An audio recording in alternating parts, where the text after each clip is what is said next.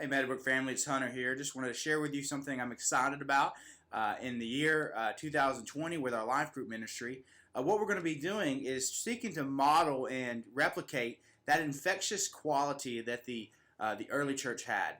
Everywhere you see in Acts, from Acts 2 to Acts 16 to Acts 20, we see that the church just has this magnetic quality about them. They're drawing people in to hear the gospel of Jesus Christ. They're proclaiming it themselves, and they're seeing people being added to their numbers. From Pentecost to shortly after that in Solomon's portico, we see the church just beginning to multiply because people are bringing other people to hear the gospel message of Jesus Christ, and people are responding.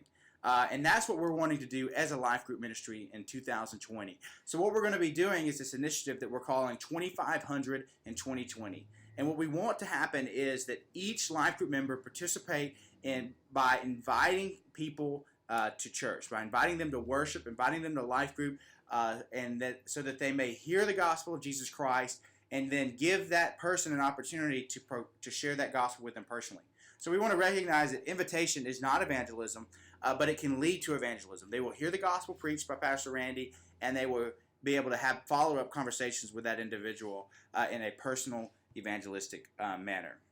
And our goal is to have 2,500 personal invitations extended through our life group ministry. So when you break that down, that comes down to about 6 invitations per average life group attender, which is a very easy and makeable goal if we all participate and pursue this together. So I'm asking you, one, to pray, because we want to be faithful to do what we can do, but we know that the results are up to God. So pray, asking God to bless this effort as a life group ministry, and then participate.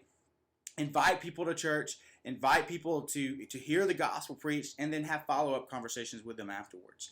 We're going to be tracking these through our life group, so you may see some cards in your life group booklets that may be passed around, or teachers may be asking who you've invited this week. I encourage you not to view that as a legalistic practice, but it's just a way of accountability to do the things that we know that we are called to be doing so that we can see people come to know Jesus. We're not concerned with the results, but we want to be faithful to do what we have been called to do.